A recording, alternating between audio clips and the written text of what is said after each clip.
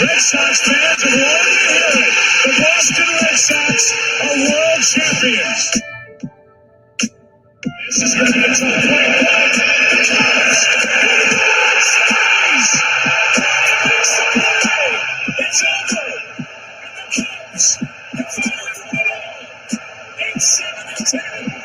8-7-10. Woo! Welcome to the best sports podcast on the planet. This is Brandon Combs, Triple Shot Sports, joined as always by the Soup Boss. Soup, how are we doing today? Good. Just trying to figure out, are we going to start calling them the Golden State Buccaneers yet? Or like, what are we going to do down in Tampa Bay? Got guys restructuring contracts just to get everyone. And we haven't even seen the final cuts. I'm just waiting for some crazy cut from somewhere, and they're just going to be like, screw it. You know, we got to. Anyone got money in their pocket and they just want to give out? Let's do this. I had to do a double take and make sure Bill Belichick didn't follow Brady down there to go start coaching. It seems like they're starting to do what the Patriots used to do. I'm starting to think maybe it wasn't Belichick. Maybe it was Brady getting people to restructure contracts to come play with him. No, see, Brady used to always restructure his own contract, and then they still would barely ever sign superstars outside of Corey Dillon and Randy Moss. They still went and got the – Wes Welker was kicking – extra points for Miami for crying out loud, and they made him a friggin' near Hall of Fame wide receiver. Like, really, come on, man. Yeah, absolutely. All right, so we got a great show for you guys lined up. We are definitely going to start talking some NFL. This is the last Sunday of 2020 where we will not have any football. Swear to God, COVID. I swear to everything natural. Don't you dare. Like, the other sports are figuring it out. Don't you dare. The CDC has already come out and started making certain states making them aware that they're getting a vaccine here soon. The election's coming up, so there's no way we're not going to have football. And I couldn't be more pumped. I'm super excited about this week coming up. I mean, baseball is starting to get hot. The playoff races are starting to get hot. You got the NFL season starting on Thursday.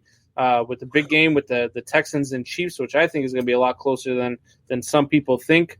But we'll get to that in a moment. We're definitely going to talk some NBA playoffs, some NHL playoffs, and then we're going to get into our top 5 sports moments of all-time debate. Soup Boss and I are going to go over our list and see what we think and probably yell at each other a little bit. So you're definitely going to want to hear that. Who does the yelling? Just I yell. Alan's already on me. Alan, look, you can't do that this weekend, buddy. Especially this weekend. I was mad as hell last night, man. I gotta tell you, when they lost that doubleheader and they dropped both games that doubleheader, St. Louis. And granted, I get it. We went into both games with our, with 2 call-up starters, but still, it's just, man, it's frustrating as hell when we lose. But even more so when we lose to the damn Cardinals. I was gonna, message you because of the fact that social media, if anyone hasn't noticed, I've had a big weekend, holiday weekend, family traveling back and forth, so much stuff, fantasy drafts, everything. I was going to be like, hey, there's really no social media I can really do until Monday. And then I went to go do it, and I was like, hold on, let me check how the Cubs did today. And I was like, nope, not going to message you. I'm good. Michelle chimes in. Everyone should know what your number 1 is. Hey, no spoilers. No spoilers. Look, that might be my number 1. It might not be my number 1. Yeah. She is definitely my number 1, but she's not going to want to hear number 2 though, because she threw you a friggin' softball pitch and you didn't even see it coming, for crying out loud. That was a meatball. I'm in sports mindset. I'm glad I got you. Well, I'm glad I can think more than 2 different things at once. Jeez, I gotta carry you constantly. So we are going to open the show just like we did last week. We are going to open the show with you guys, the listeners. We want to know what you guys want to talk about. We want to talk about all the things that you guys want to hear. And we're going to get to, I know it's a holiday weekend, so, there might not be as many people out there. I will say we may have more. Yeah, I will say that our numbers from a show last Tuesday have definitely increased. I mean, we've hit over 1,600 viewers on that episode alone. So that's absolutely huge. Thank you. The next step, though, is getting you guys to subscribe over there on YouTube. Tonight's the night where we take one of our prizes away. I've got all the prizes already written here on their own little pieces of paper. I'm going to put them in a hat. If we're not at 100 by the time we hit, our last segment, before we get into our debate, we're going to pull one of those things out of the hat, and one of those prizes is going away. So, guys, look, it's guys so got about simple. an hour and a half. It's so simple. You guys have been so supportive of us. We've seen the views go up. It's been so amazing. We've seen the interaction come in so much more. They're continuing to help support what we're trying to do here, which, by the way, again, is completely by the own services of both Mr. Combs and I. We don't get paid for this, nothing like that. We're trying to do something to entertain you. The more exposure we get, the more opportunities we can do things like potentially bring in people in the sports world. We could bring in athletes. We could bring in coaches. We can bring in scouts that if we get more attention, and that takes from being exposed more. And all I'm asking is go to YouTube, Triple Shot Sports Podcast. All you got to do is hit a button, subscribe. That's it. I'd love it if you like videos. I'd love it if you shared it with other people so that we got more. But all you got to do is go click one button. Type in some words, click a button. That's all I'm asking. And this has been the slowest challenge that we've given you. I thought we would have already been past the number. So come on, guys. You can do this. And just to, tell you guys how easy it is, just in that time that Soup Boss was talking, I already liked and shared it on the Facebook page. And I already went to YouTube to check it out as well. So it doesn't take much time at all. A few seconds of your time. Go click and subscribe. We're trying to give you guys some really nice free stuff. Again, really just to go over all the items we've got the Calvin Ridley jersey. We got the Joe Mauer ball. We've got the Joe Mauer jersey. We've got the bat. We've got the Michael Vick jersey. We've got the Yankees helmet, the Phillip Lindsay's Bronco full-size helmet. We've got the Fernando Tatis and the Saquon Barkley rookie signature helmets. And then we've got the Lou Brock jersey, who I just found out before we came on the show, passed away today, sadly. So, that's two really great baseball Hall of Fame players in the last, week that we've lost. So baseball world is starting to lose some of these guys. But, look, I've got a Lou Brock autographed jersey in this pile. So, something you guys can scoop up, and usually shortly after somebody's passing, a lot of their memorabilia starts to go up because everybody knows they're never going to sign another item. So, right. These aren't cozies, guys. These aren't T-shirts that we had our neighbor, that's got the crazy print shop in his garage printing for us with our stuff on it. This is not pens that we buy in a box at $5,000. This is huge stuff that Mr. Combs is giving away for free. Literally, just subscribe on YouTube. And for everyone that comes on Facebook, when we share the videos, if you don't go on Triple Shots direct video and comment, we can't see it. But on YouTube, If you comment when it's live, it will be on there no matter what. So, yeah, absolutely. Andrew Grimes, what's going on, buddy? If you have not already, make sure you make it over to the YouTube page and subscribe, sir. You get your name put into the drawing for winning one of these top prizes. And share the hell out of it. Let's get to 100 before we end the show. I don't have to pull one of these names out of the hat.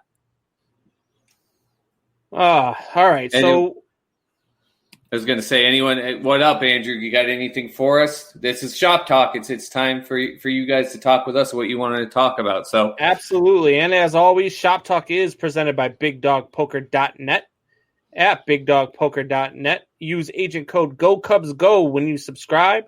That's agent code GoCubsGo. When you deposit your $50, you can play all sorts of tournaments. They've got some really great ones. They got a $7 tournament that they play every day. That is usually there's over $1,000 guaranteed to the winner. I played in one earlier today. That was a $6 bounty tournament. That was a lot of fun. You get $3. You pay $6, but you get $3 for every person you eliminate out of the tournament. So again, BigDogPoker.net. Agent code is GoCubsGo. So you guys start hitting us up. Let us know what you guys want to talk about. We'll talk about anything. Andrew Grimes, how many weeks before the season is canceled, or will it be able to run the whole – look, I think they're going the whole season, Andrew. I think that just like baseball, I think that, baseball is one of those where we thought it wasn't going to, or I at least thought it wasn't going to go so far. And then, things happened with COVID right off the bat. And I really thought that they were in trouble. But then after a little while and the way they played it out, I was like, you know what? They're going to make it through this. And I don't think the NFL is going to be any different. They may have, one or two games that get canceled in a week. But the good thing about football that's different about baseball is football only plays once a week. So a lot of these teams that were catching COVID, they were coming back within a week. So even if they do catch you got to find the time for them to play it. Maybe you institute a week 18 just for all the canceled games to play in a week 18 or something. But I definitely think they get a full season in. I don't know what do you think, Sue? No, I definitely think they do because of what we've seen with baseball, and we talked about it with them traveling and going 3-4 games. JJ in the building. JJ, I know you've got a million things. You constantly are talking sports, so shop talk. Bring us something. But Major League Baseball is finding a way to chug through it here. Now, we've already talked about how are they going to, when it comes crunch time, how are they going to figure this out? These doubleheaders if they get rained out. But so far, we haven't had that happen. But with the NFL, it's one place. I think you're going to have some aspects where teams travel the day of if they've got a later game, which might bring in some challenges. But there's far more precautions you can take when you're playing one game, traveling to one place, staying potentially just one night. In that aspect. And that's why I even think when we were talking about the Pats schedule going out to LA back-to-back weeks playing against the two LA teams, I think they go out there, they get themselves quarantined in, making sure they're secure and they're staying there. They're not going to travel back and forth. Hey, Bjorn, kiss my ass. Bjorn said, Michelle, Brandon can't even count to one. Oh. He's half right. And if I finish off this bottle of margarita that I bought earlier, I definitely ain't going to be able to count to one.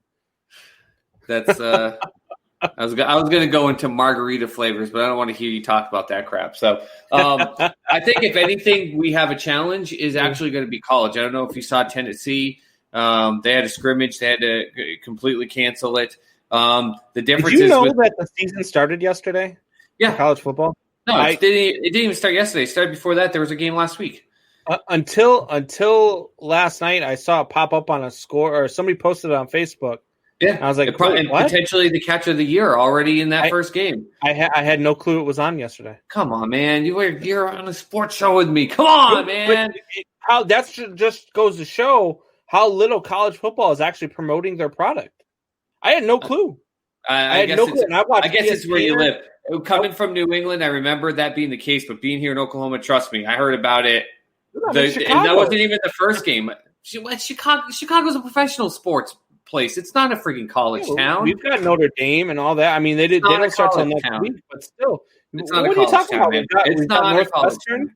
We've got Northwestern. We've got Illinois. What do you mean? Yeah. So there's decent colleges around there, but that doesn't make it a college town. It's still more professional than it is college. You have the Bears, you have the Cubs, you have the White Sox, you got the Blackhawks. They're not even promoting it on ESPN. Like I didn't see anything on ESPN about college football, and I watch ESPN every day, every morning while I'm at work. I watch, before I turn on MLB Network, I'm watching. I was just going to say, you're watching MLB Network. It's not big names, but if you're not only watching the Big E and MLB Network, any of the other just random sports stations that you listen to. Like when I go to the gym, they have all Fox Sports and all these other ones, and they were promoting not the one yesterday, but the one before.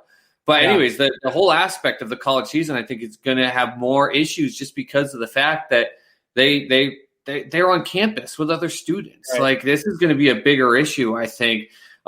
Big 12 came out with their minimum players needed per game, which was like 9 offensive linemen. So they're really being like, you have to be like decimated, but there's no way teams are going to be okay with that.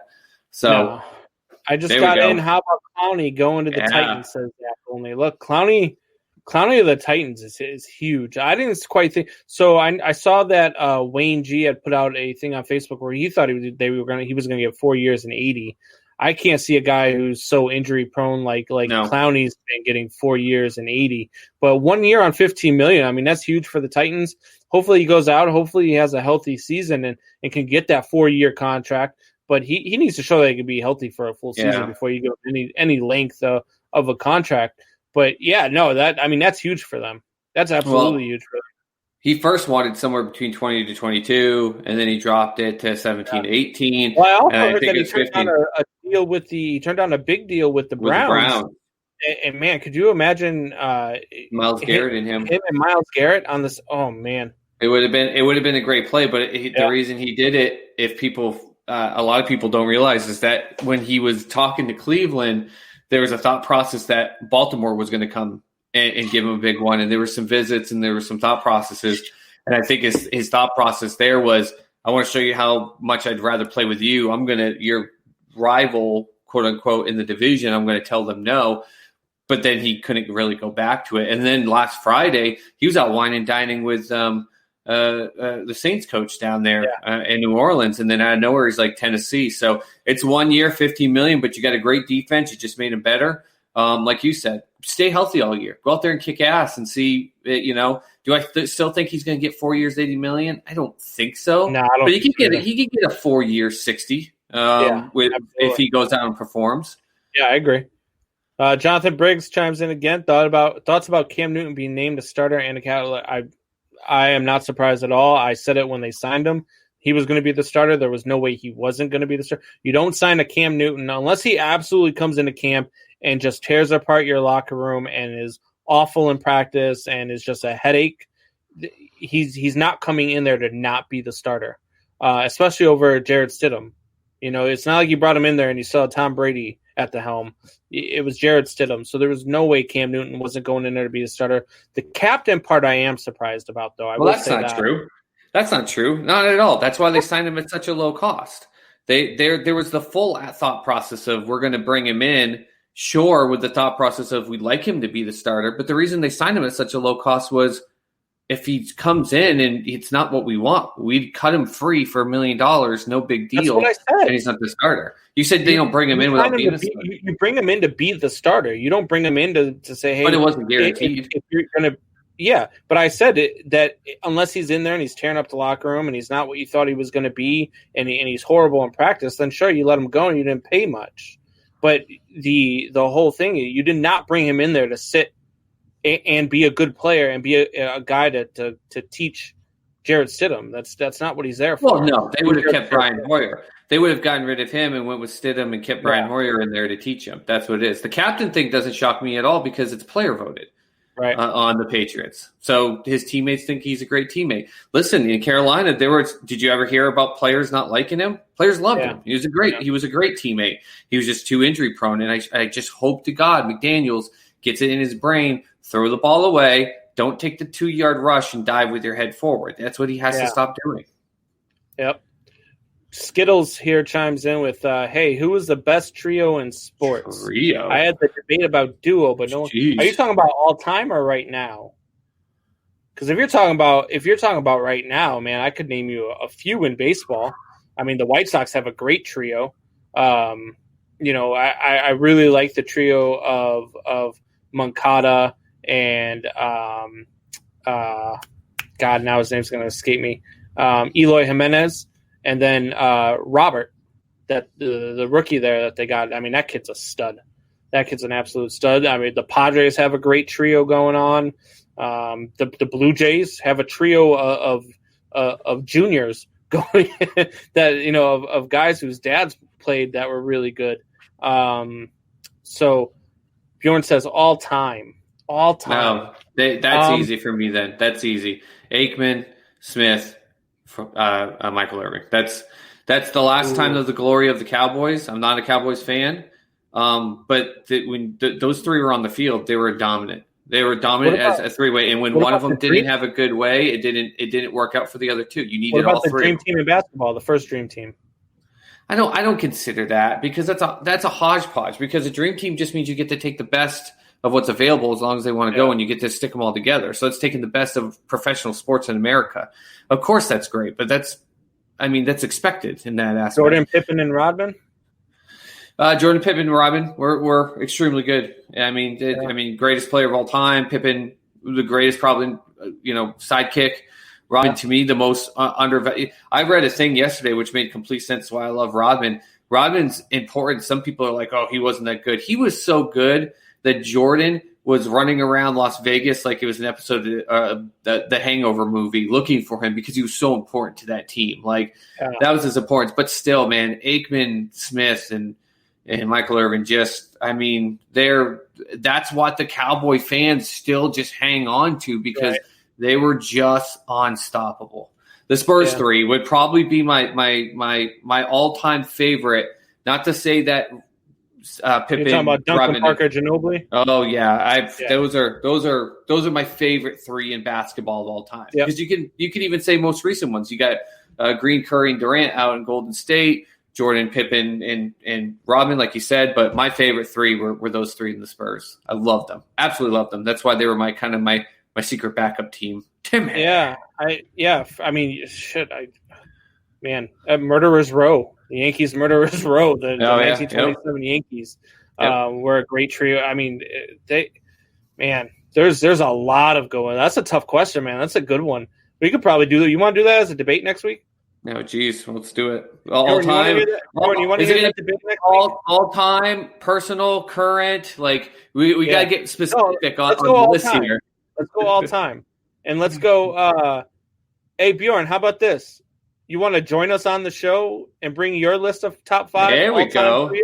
There we go. How about that? How about you join us on the show? Let's do. We'll do Tuesday because Thursday starts football, so we're going to be talking some football on Thursday. But if you want to join us on Tuesday, we'll do a debate. We'll have you on, and we'll talk about this Tuesday or next week Tuesday. This Tuesday. All right, we'll Bjorn. Talk about our bring it. Top 5. Bjorn says, "Yeah." All right. Hey, it's on. He says, "Yeah, man." He says, "I'm down." Hey, all right. So I'll talk to you later on, either tonight or tomorrow, and we'll have you on the show on Tuesday, and we will talk about your list of all time, and we'll bring our list too, and we'll have a good time. His nickname is Skittles, so don't forget that, Soup Boss. I'm gonna put his name as Skittles when he joins the show. I haven't forgotten about it. I remember you telling me Marshawn Lynch beast mode. Has Chad sniffed Gardner's jock? How many wasted first round picks does that man have to waste? I've got his jock is hanging in my shower. I use it to clean my face. I've done quite a few. I've gotten screwed in one league, which a guy 2 picks before me, huge Jaguars fan, knew what was happening. I did everything to trade the picks before him. Didn't happen. So one, I didn't get him, and then another one today. Actually, I had 4 drafts today.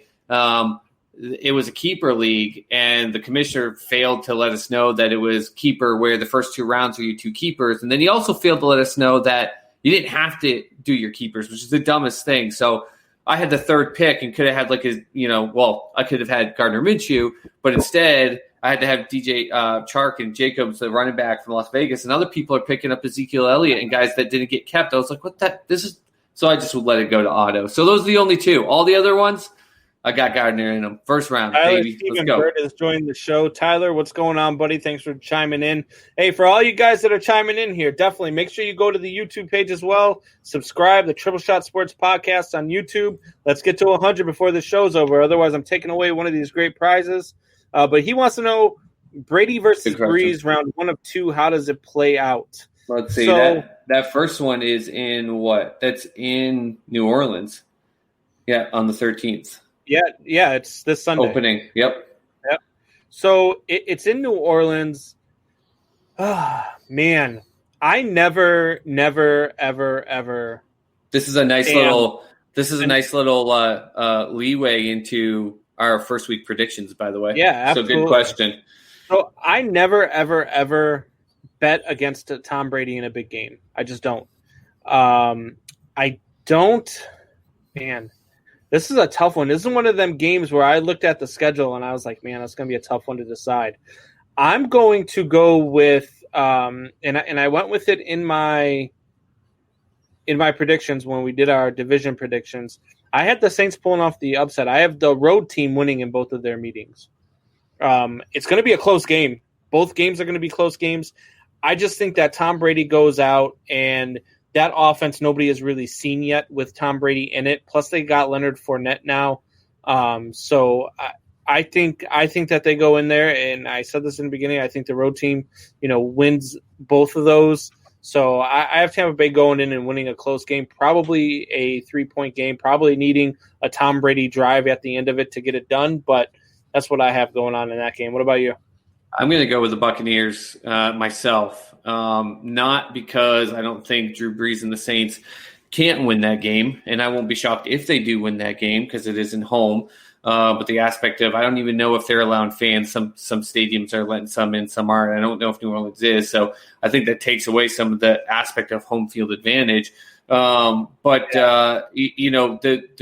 Saints, remember, they just had to deal with the Alvin Kamara situation with his holdout. It's not where I think that that's going to hurt his abilities, but it's a distraction. So you're going to have all those questions this weekend. How did that affect you? Is there still an issue with it? What's happening with that? Drew Brees, remember his comments in the offseason pertaining to the flag and then having to do the 180 on that. And that stuff's going to come up because there hasn't been preseason. That's over by now, though, for him. No, because what I just said, there's no preseason. There's been no preseason. But you think it's over in their locker room at least. You got to imagine that reporters don't with care. The players. Reporters don't care, especially with still what's going on in the world around us. They haven't had the preseason to have these questions outside of local media. Right. So now you're going to have national media, especially this game, going. They're going to bring it back up. They're going to want to hear about it. And I think the Kamara thing, I think the whole thing with Thomas and him razzing other wide receivers, I think the whole thing with Drew Brees, I think it's going to be enough of a distraction as opposed to Tampa Bay, where their distractions by the media are going to be, how cool does it feel to have Leonard Fournette to join your already amazing, I think they're going to be more relaxed. I think they're going to be more relaxed. I have them winning 41-38. Jordan says, okay, last one. Thoughts on Adrian Peterson to Detroit? Look, I have a special place in my heart for Adrian Peterson, and that special place in my heart is the trash can, because I can't stand this guy. He shouldn't be in the NFL. He should have been in prison for the stuff that he did with it. Look, the guy's a fucking child abuser. Excuse my language, but he's a child abuser, and that stuff boils my blood. And the things that he did and the reports that came out and the stuff that came out in the Washington Post story of the things that he did to his son, the guy's a piece of trash. And I said it on, somebody posted this on Sports Soup, of him going to Detroit. I said, great. It brings him from a 7-10 or 7-9 team to a 6-10 team. Because he's still, for one, you think Washington was 7-9? No. I said he brings the Lions from a 7-10 okay. team. Okay, I see what you're saying. So I don't like, especially now, I don't think Adrian Peterson is what Adrian Peterson was when he was a Viking. I don't think it helps them at all. I still think that, I think their run game is better with Adrian Peterson on the bench because they have a decent run game. And then my whole thing with the Lions, man, is the quarterbacks. You got a quarterback coming off of a broken freaking neck, and I know we've said it before, but you've got a quarterback that, if he takes a hit, you don't know if he's going to get back up. And for me, that's a problem, and that's why I don't have the Lions. Look, we've got freaking strikeout beer, and we've got the Wayne show over there. If the Lions don't have a good year like they're predicting, because I have the Vikings and the Bears better than them, if the Vikings and Bears finish better than the Lions, they're all wearing my face on their shirts on their show, and I can't wait. I never got an answer, by the way, about them wearing a I would do the same thing with the shirt, but they got to wear a fake beard. They got to put that on. Oh, man. Well, strikeout beard would be in. They don't even need the fake beard. Have you seen those guys? That's true. Yeah, Wayne would be funnier with it, and Sully there. For me, to take out the aspect of what you said before, because I don't disagree with you, and especially the additional things that came out about the case, just in football sense. One, I think the only thing that would have been even better is if he had went to Green Bay, because I saw some Vikings fans get kind of pissy with what happened with it today. But two, I disagree with you. I actually think it helps the team out. Not helps the team out where Adrian Peterson's going to go in and all of a sudden do something amazing. The two running backs they have are Kerryon Johnson, second year, and Swift, first year. What better way to have these guys be able to do better than to be able to learn from one of the best. I mean, that's literally why Josh Rosen today, who was told by a couple teams, we will put you on the 52-man roster. You'll be able to be a backup quarterback. Decided to go to Tampa Bay to be on the practice squad because that means he still gets to be in the quarterback meetings learning from Tom Brady. I mean, that's his whole focus in it. To me, it helps those two young running backs who are the team, the rushing game for it, learn from one of the best rushers that we've seen in the game, not personality, but just in rushing. I think it helps them in that aspect. I think that's why he's there. They don't get any parenting advice from him. Ooh, there it is. I can't, dude. I can't. I can't stand. Every time he runs the ball, I hope he tears both of his ACLs at the same time.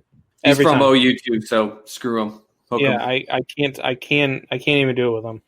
All right, guys. Thanks for chiming in. It's always fun chiming in with you guys. Love it. First half hour dedicated to you guys. Thanks for all the interaction. We're gonna get into some more NFL talk as well. We already got in the Clowney thing. How about Watson getting an extension? Yeah. I got to say this. It doesn't change my prediction at all with them going to be having a rough season. But I think what it did is good for him because, as I said, my prediction is that Bill O'Brien, who is already, I think, just shown the worst coach/GM moves ever, is going to look completely terrible. I have the Texans finishing 7-9. This contract doesn't change that for me.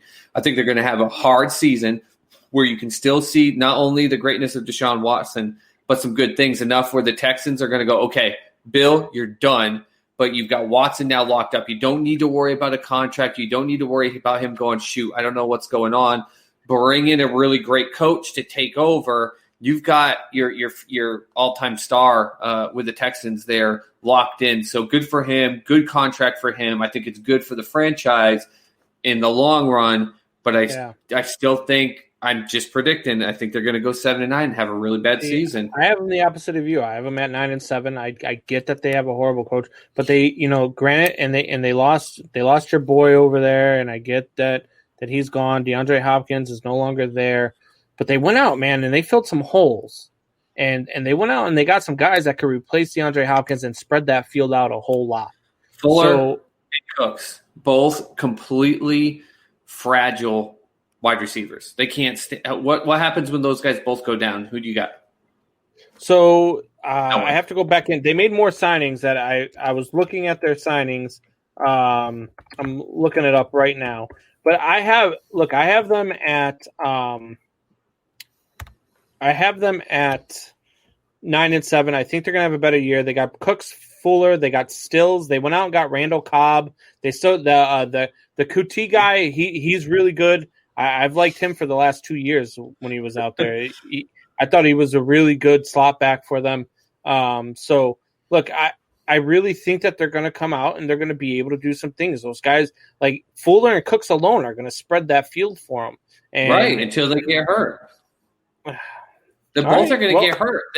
Have they shown everything you? That we do everything we do is based on health, though. We don't base on what if they get hurt. I mean, we didn't base our Buccaneers predictions on the fact that Tom Brady's healthy the entire year. No. You don't get to pull that after you just brought up Matt Stafford. You just brought up Matt Stafford and made that a huge point about why you can't bet for Are either one of these guys coming off a broken back? So I'm literally giving you the same aspect. No, but they are two players who consistently every single season get hurt and cannot play the whole season. How can you take two players that have not played one full season outside of Cooks back down when he was with New Orleans many years ago? How the heck can you use that and say that you're confident that they're both going to get through a full season? Like, I didn't say they had broken backs, but they both have for the last 2-3 seasons have not finished the season at all. They're once you start breaking down and have multiple years in a row where you get hurt, it's usually the case that keeps happening. This is not a Keenan Allen situation where he got majorly hurt one year and people were down on him, and then he came back and proved that he's one of the best in the NFL. But Speaking of contracts, Stills is a really good wide receiver as well. Stills was a good wide, so he's a good fill-in if one of those guys go down. And Randall Cobb is a good option when those guys go down. And then you got that QT guy, and he's really good too. The fact that you have to say it is that Kuti guy just proves that it's like me saying any small scale practice squad guy off the Patriots. That's something guy. That Gunnar Oslowski guy. I'm like just that's saying, some big thing. You're is good, but he's 135 years old. And we're gonna run this back when it comes down to it. And the Texans finish 9-7, and they're everybody's darling going into the playoffs. Cool. Let's make sure in the World Series we play back your amazing Angels prediction. Hey, look, I was awful with the Angels prediction. It was a horrible prediction. But I was right with the Padres. So was I, though. So, look. We tied on that one, buddy. Yeah, absolutely. So, well, look, I think the Texans are going to be better than a lot of people give them credit for.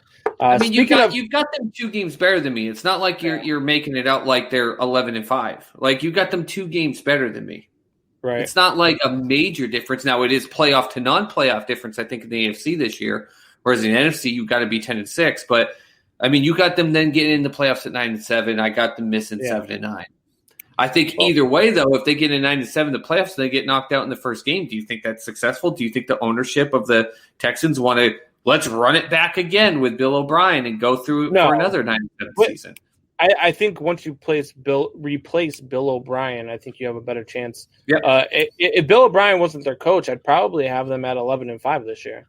Well, if they had a better if they went out and got a better coach, and then they got Deshaun Watson with the same contract, I'd feel more confident. I'd put them probably at 8, 9, 7. I would, but they don't. That's the problem. Bill O'Brien's not good. Speaking of predictions, let's get into week 1. We got some games coming up. Let's start with the Thursday game. Texans and Chiefs. Who you got? I mean, Patrick Mahomes, Travis Kelce, Hill, you name them all. They got better on defense somehow. They kept a lot of players there. I'm not getting hit with all these larger contracts that in about 4 years are going to make some things challenging. I'm sorry, Chiefs fans. You're all trying to tell me that it's not going to be the case. You just got to go out and look at the NFL salary cap. It's going to force them to make some hard choices in about 4 to 5 years. That's just the reality. But 4 to 5 years, this is great. This is my pick to win the Super Bowl. Mahomes just got engaged, so he's on cloud 9. So, listen, I think the Texans are going to struggle this year, and I think the Chiefs are going to win the Super Bowl. So, to me, the Chiefs win this game. And I think the Texans – here's the one thing with the Chiefs. We saw it a bunch of times last year. A lot of teams give them fits to start the game. It's weird because the Chiefs are so high-powered, but it almost seems like it takes them a little while to get going. So don't be shocked to see. The Texans were up 24 on them back in January. So Tennessee was up on them. New England was up on them in the regular season when they beat them. Yeah, I have the Chiefs winning this one, but I have it a lot closer than a lot of people think. I have this as a 1-score game. I think the Texans are better than people are giving them credit for. I think that the Chiefs are sleeping on the Texans heading into this one. Prior to their week 2 game, which is I can't remember exactly who they were playing, but I know they had the Chargers. So they're heading out west. I think that the Texans come in and they put on a show, and you end up with, and it's a Thursday night game too. So for me, that's always a thing there because I don't like the Thursday night game. I said it before. I don't think players play as well on Thursday night games. When it's you've been playing the season, but they haven't been playing. They haven't even had pregame, so they're going to all come out actually energized. I think it's 38-24 with the Texans getting a garbage touchdown at the end. That wouldn't surprise me either. I mean, the Chiefs definitely are going to win this game. It shouldn't be close because the Chiefs are that much better than the Texans. As much as I do like the Texans to be better than people think, I mean, the Chiefs are still the Chiefs. So let's go into the Sunday games. You got the Jets and Bills kicking off at noon. Who you got? Hey, my boy, Josh Allen, getting Diggs in there. They're going to the whole point of what they're going to do is say, okay, this is now our time. Okay, we can all admit it. As long as Tom Brady was here, no one's going to do anything. Tom Brady's gone. We don't care that the Patriots got Cam Newton. We are ready. Our defense is young, but it's strong. We went out and got Diggs to make this shocking, decently good offense even better. We drafted Zach Moss, who's going to be a big part of splitting that up with Singletary. And I don't care what – God, I get there's good things about, and I won't even say his name. I won't say the two New Jersey quarterbacks' names just to piss off Joshua Seavey. But the boy in green, I get why people are hyped on him. I think he's far better than the boy in blue in New Jersey. But it's still the Jets, where Le'Veon Bell might lose his starting role to Frank Gore. Think Frank Gore, who's 96 years old, and his kid is like a senior in high school and is getting ready to go to college. He might be able to play where him and his kid are both in the NFL. That's insane. This is not a good team. They got rid of Adams, who was a bit of an issue in the locker room. That helps you in terms of chemistry, but not in skill set. The Bills are going to roll over them. This is their opening weekend to shine and say, we own this division now. Yeah, I have the Bills making their first statement in that division in this game. I have this one not even being close. Yep. Probably a 3 or 4 score difference. The Bills are just going to absolutely demolish the Jets in Buffalo. They're going to put a hurt on. They're going to make a statement. Hey, look, people like us, and there's a reason why people like us. We're for real. And we're coming for you. And shockingly, in a lot of fantasy leagues, by the way, Diggs is ranked really low, and people are getting him low. If you have Diggs this weekend, and first we could put him in your lineup, there to Mr. Combs' point here, they're just going to light it up, and I think Diggs is going to be they're going to showcase him. Yeah, and I think that they go out and they just demolish the Jets. I mean, this one's not even going to be a close one. It's not going to be a fun game to watch unless you're a Bills fan. Let's move to this one, and I think this one is going to be a fun game to watch, more so because of how I think it's going to go down. But we have Vikings versus Packers. Crazy that's noon for me in Central Time, but 1 p.m. game. Like that's crazy to me. I thought that would at least be a 4 p.m. game. Yeah, I've got the Vikings absolutely running away with this one. I think that this is the beginning of the end for Aaron Rodgers in Green Bay. I think that Aaron Rodgers goes out and has a tough game. I think that Vikings D has a great game. And then the whispers start, the Jordan Love whispers and the fans whisper and all the questions headed Aaron's way. You know, is the sense that Jordan Love's on your your heels? Is that what's going on? Like, what's going on? Why did you have such a bad – I have the Packers having a down year. I don't think Aaron Rodgers liked the Jordan Love draft at all. So much so that I think that next year he is playing for a division rival, a la his predecessor, Brett Favre. And I think the Vikings absolutely, speaking of statement games like we just said the Bills are going to make, I think it's going to be the Vikings statement. And the Vikings are going to go out and say, look, this is our division. We're the team to beat. Come get us. And I think they're going to put on a clinic. Yeah, I've got the Vikings win this game. I'm not selling down Aaron Rodgers like you are, and trust me, I'm no big Aaron Rodgers fan. I can't stand when people try to say that he's just as good, if not as better than guys like Tom Brady and Steve Young and stuff like that. Yeah. He's not, in my opinion.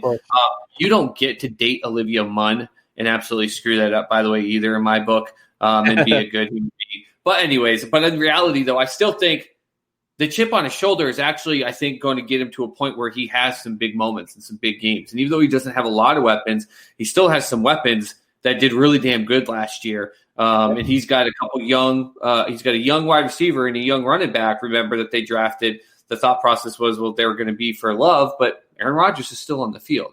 Yeah. With that said, I still think the Vikings find a way. I'm actually thinking this is going to be a close game, but that defense, especially when they got Ngakoue, I mean, just a beast of a defense. The secondary is the only thing that worries me, but the safety duo is good enough to cover up on that.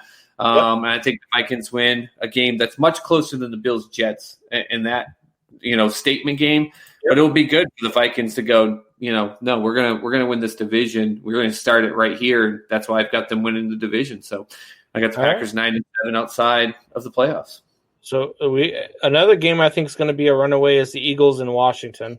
Mm-hmm. This game is going to be close. This is going to be another one of them boring noon games that were like, man. And the worst part is it's going to be such a blowout that it's going to run into the 4:00 games. People are going to be like, are we really showing this instead of the start of the 4:00 game? Are we really watching the fourth quarter of the Eagles up by 35 points on the Washington, not Redskins anymore? Is this really what we're doing? And I think this is going to be that game. I mean, there's always that one afternoon game that just drags and drags and drags because one team is just annihilating the other one, and the clock just keeps stopping because they keep scoring. And that's what this is going to be. The Eagles are just going to – I mean, the Redskins – or the not Redskins anymore are about to be the redheaded stepchild of the NFC East. Yeah, I mean, you're going to get a lot of media attention on this, obviously, with what's going on with Dan Snyder, the change of the football name, Alex Smith's return, making the roster, which they're hoping to make a feel-good story. You've got Rivera with the cancer battle and still coaching. So there's going to be a lot of storylines on it. And not only that, you're going to have the storyline of Carson Wentz because he's already gotten banged up in practices. Yeah. But with that said, it's not even a close matchup. It's not a close matchup of Eagles offense versus their defense. And then that Eagles defensive line, I've said it over and over, is the most unknown defensive line in all of NFL. We talk about so many other ones because of edge rushers, but as a full defensive line unit, that Eagles defensive line is probably one of, if not the best full unit in the game. They're going to absolutely make Haskins wish that they bring in Smith, and Smith is going to be looking at his leg and go, nope, I'm good. It's not happening. Out game. It'll start with a lot of news in the beginning, and like you said, hopefully they just move it over once the other game starts. All right, so coming to another one where I think it's going to be a good game, a really close game, a game where you've got two teams that just seem to just not like each other, probably because they moved out of one and became the other, and then the other one finally got their team back. But we got the Ravens versus the Browns. I think that this one is going to be extremely close. The Browns want to show that they're for real. They want to show that they're not the Browns anymore, that they're a new Browns. And I think the Ravens ultimately win this one. But I do think that this one's going to come down to maybe even overtime. I think that the Cleveland is a little bit better than we like to give them credit for. I can't get them past the 8-8 mark just because until they prove to me they can get there, that they can get there. But man, do they have the talent to do so? And they've got the defense to be able to hang in with Baltimore. They've got the offense to be able to score with Baltimore. So this one's going to be a fun one. I think it's going to be really close. And like I said, it's going to be a one-score game, and I think it might even be an overtime game. Yeah, I can't put it that much. I've got Cleveland at 8-8, and God knows tiebreaker with I think Jacksonville. Who knows? Flip a coin. But a couple good things I've liked is the fact that Baker's kind of come out and just been like, last year I was, I wasn't mentally doing things the right way. He's trying to mature. He's trying to show that, and I think he's got to prove it this year. I mean, you don't go out and do what the Browns did. Remember when they made all those moves? And I know you hate him, but Colin Cowherd called it out. He goes, I don't care what moves you're making. Here's the problem. Baker Mayfield's the problem. And even though he's OU, I'm a huge fan of him because I love his personality. I love his Brett Favre-esque mindset with the gunslinger. But here's the thing with Brett Favre. He would be a gunslinger when he had to be. And Baker Mayfield has to stop thinking that the second he rushes out of the pocket, he's got to throw it as far downfield to Landry, BJ, that he needs to. He's got to learn to check it down. He's got to learn to throw it away. And if they can do that, they're going to do well. But, man, this Ravens team, that defense is just amazing. Lamar Jackson, the reigning MVP, he's got a chip on his shoulder to try to prove after what happened last offseason that he can come back and lead this team. And I'm telling you, man, Dobbins, the young kid that they drafted there, he's just lighting it up in practices. It's going to be a great 1-2 punch. I know the Cleveland defense is good, but when you got Ingram smashing it up in the middle – and then Dobbins is going to be bouncing out off to the side when you already have to worry about Lamar doing that. I think it's going to be too much. And I think they're going to win it by a good 11 points. Okay. Difference of opinion there for sure. That's we haven't disagreed much on the NFL yet. So we haven't disagreed on the outcome. The outcomes are still the same. Just how would they get there? Here's the one we're probably going to disagree on. Here's one for you. Jaguars, your boy, Minshew, versus the Colts. Yep. I have the Jaguars beating the Colts in this one. I think that I just look. I don't believe in Rivers. I don't believe in the Colts. I think that the Jaguars are just a better team. I had this when I did the division predictions. So I think that the Colts are absolutely going to lose this one to Jacksonville in Jacksonville. Yeah, it's I mean, I'm kind of flabbergasted here. I'm trying to figure out what I'm doing because I assumed we would be completely different on this. Obviously, my boy Minshew, I love it, and I know that they got Ngakoue and they traded their safety over to the Browns, which was a big pickup for the Browns and all that stuff. But they still got Dede. They still got Chark. They've got a good young core, and then I know they got rid of Fournette, but they're looking at Devontae Freeman. Okay, it's not Leonard Fournette, but Leonard Fournette was, I mean, it's being reported, he was just an issue in the locker room. And we sometimes talk about it. You can be as good as you want to be skilled on the field, but you need to be a player that the other players respect. And that's why Gardner Minshew got that role over Big Dick Nick, is because, Nick had some issues and then got an injury and stuff like that, but it really panned down to the fact, you look at their social media and stuff, the players love Gardner Minshew. They do. He's there for them. He'll have their back. That defense is questionable for sure. Where Phillip Rivers is going to have some good throws. I think T.Y. Hilton is trying to come out to prove that he's going to be okay. But I'm with you. I don't get the Phillip Rivers craziness, and I cannot stand that people have him not only in their top 10 for power rankings, but top 5. That someone put them 5th in their power rankings. I had in the season 8-8, so I didn't hate them, but I don't love them. They do have a crazy good offensive line. They've got a pretty damn good defense in Indianapolis as well. That would have been good to have when you had, your franchise quarterback and Andrew Luck in there. Maybe you wouldn't have retired, Colts. Yeah. So no kidding. Stupid. Stupid it took him retiring for them to be like, maybe we should better up our offensive line. Yeah. And look, I just don't when I watched Phillip Rivers last year, I watched a guy who looked like he was done, and I said it before. I watched a guy who looked lost when he threw an interception. And the Jaguars have proven over the years that even though they've lost a couple of their guys on defense, they've proven over the years that they're pretty good at taking the ball away. And so I don't know. I have a feeling I had them winning this one when we did our division picks. This was one of their 8 losses that I had, was in Jacksonville, to a divisional opponent. Always hard when you go, from Indianapolis down to Jacksonville and you're playing in that Florida sun. It's a different thing. So I have the Jaguars. Difference between these two quarterbacks is what you just said. Last year, I watched Phillip Rivers throw an interception that was easily his fault, flipped his helmet up on his head, screaming his head off. Thought he was screaming at himself. No, he's pointing at the receiver. They showed where the route should have been. The receiver ran the right route. He's over there throwing it. Minshew threw an interception in a game where he was rolling left and decided he could try to thread it in the end zone, got picked off, and he went over and he said, that's all on me. It's on me. It's my fault. I'm sorry, guys. That's the difference. I'll take the guy that says, that was my fault. I will do better next time, over the guy that's yelling and screaming at people when it's his fault. All right. Now we get to 2 teams that that they think everybody is sleeping on them. And that is the Las Vegas Raiders and the Carolina Panthers. Good for 2 teams that were presumably dead. A lot of people don't like either one of them. I think Carolina is going to be a little bit better than people think. I don't think Las Vegas is going to be better than people think. I think they are what people think that they are. But I have Carolina winning this one at home. I just do. I love the addition of Teddy Bridgewater. I thought he was a great substitution for Cam Newton. And so I have the Panthers winning this one. This one, too, I also have as being a close game, though. That Raiders defense is pretty good. They got a really good run game with Jacobs out there. I trust Teddy Bridgewater more than I trust Derek Carr.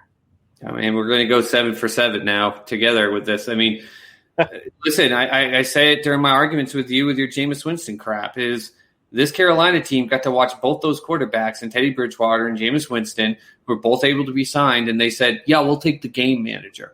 Yeah. He didn't have the 30 touchdowns. He didn't even have 300-yard passing games when he was there with that crazy Saints offense. But Teddy Bridgewater managed those games. He knew when to throw it away. He knew when to check it down. He's very smart. He obviously learned.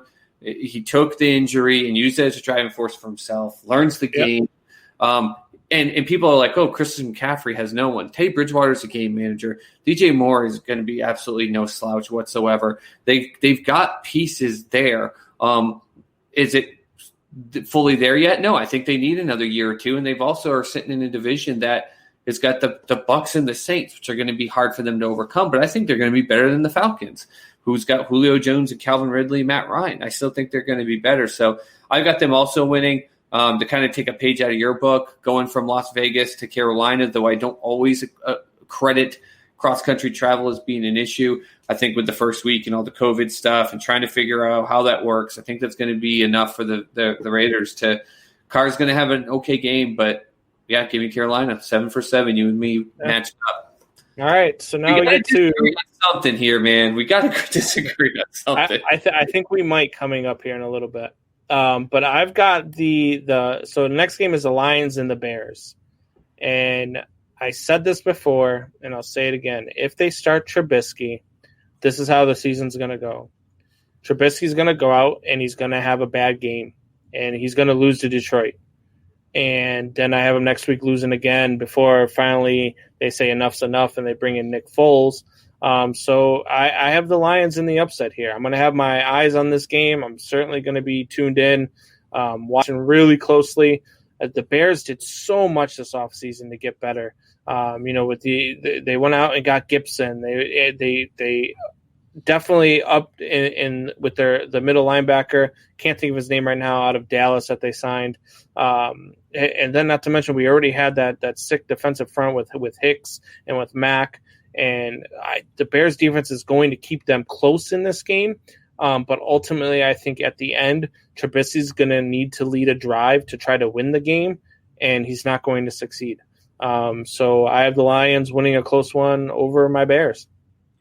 Yeah, okay, so we'll disagree because I've got the Bears. I predicted it that the way Nick was going to come in was going to be after 2 hard games where Mitch actually wins 4, but they're going to be 4 very close ones. So I'm going to make this a close game. I think Stafford coming back, yeah, he has the injuries, but he's going to be excited to get back out there because he's a guy that loves the game.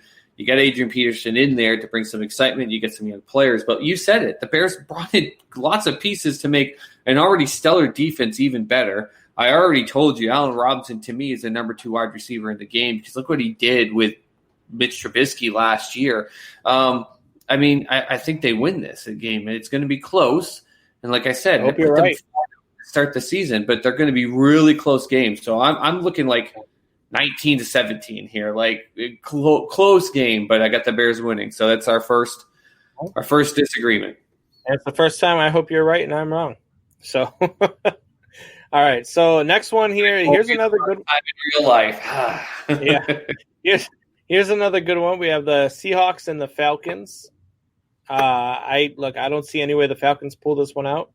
I know this is a West Coast, East Coast thing, and I always say that it's really hard to go from one coast to the other coast and pull off a win on the road. But the Seahawks are just so much better than the Atlanta Falcons. So much better than the Atlanta Falcons in every aspect of the game and in every position. They are better, with the exception of wide receiver. The Seahawks are not that bad. They're not that bad.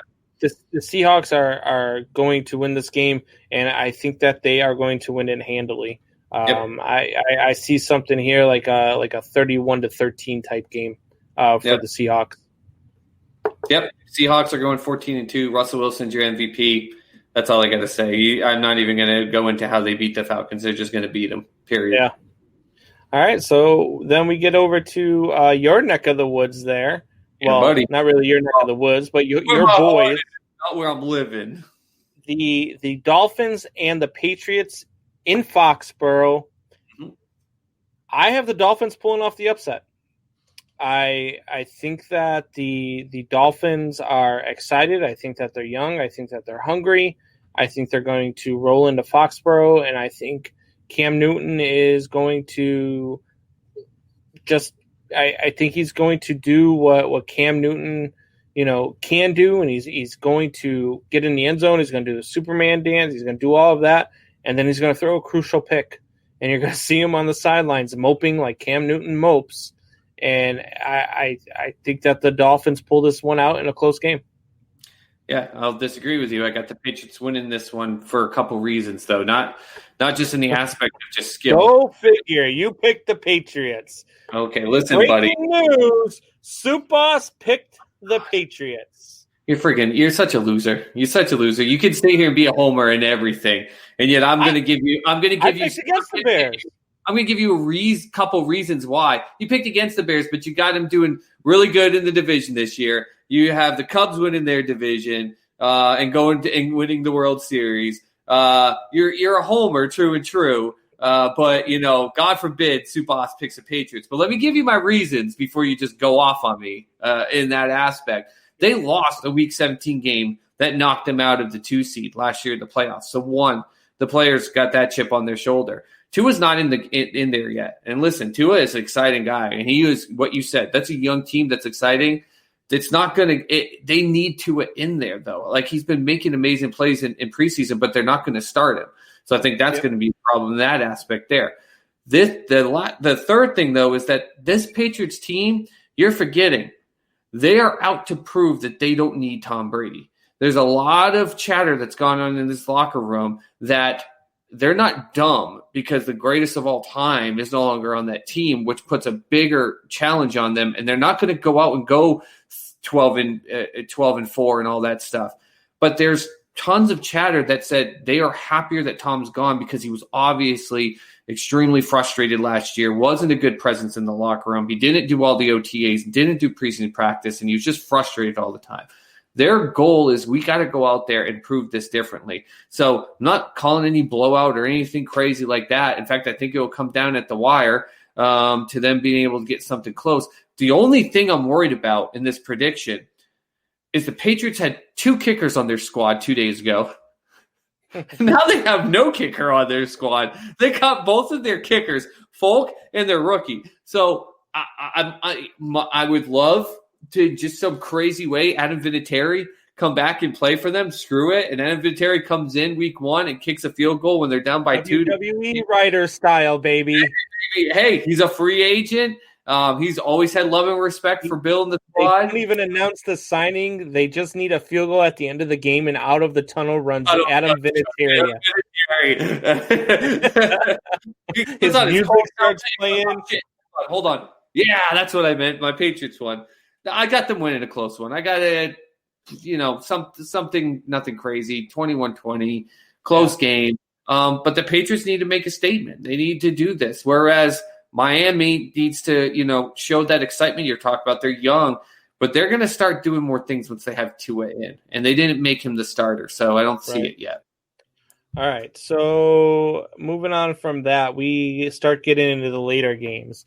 And this one here – why is this a later game? Why is this a later game? But the friggin' Packers and Vikings or Browns and Ravens, hell, even the Raiders and Panthers with everything. This is your later game? It's not even in LA. I don't. Why is it just because your first pick, Joe Burrow, is in this game? Well, Cincinnati, if I'm not mistaken, I believe Cincinnati runs on East Coast time. Right. So I don't understand the later game here. I look, Chargers and Bengals. I have the Chargers winning this one. I have the Chargers being 8-8 this year. I have them better than what Soup Boss thinks that they are. They're definitely better than the Bengals. The Chargers are going to win this game, but it is going to be a 9-6 game. Okay, you got a quarter somewhere? I'll flip it. I don't really care. Joe Burrow wins the game, throwing a back corner fade as time runs out to A.J. Green, who jumps up and snaps his kneecap when he comes down because he's fragile. Game over. Bengals win last. I don't care. Whoa. I can't believe with this game not being in L.A. that this is NFL. Stop it. Just stop it. I get he's your first-round pick, your very first pick. Stop it. That was a terrible, terrible thing to put on their main attraction for the 4:00 game. Stupid. All right. So next 4:00 game, we got the 49ers versus the Cardinals. Good game. See, I have the Niners winning this and winning it big. I don't think that the Cardinals are there. I really am not a a big believer in Kyler Murray. I just don't. Even with DeAndre Hopkins, I don't see Kyler Murray as a starting NFL quarterback or a franchise quarterback. I don't think he's the guy that can get it done for him. The Niners are coming off that Super Bowl loss. They're looking to be hungry and prove that it wasn't a fluke. They're in San Francisco.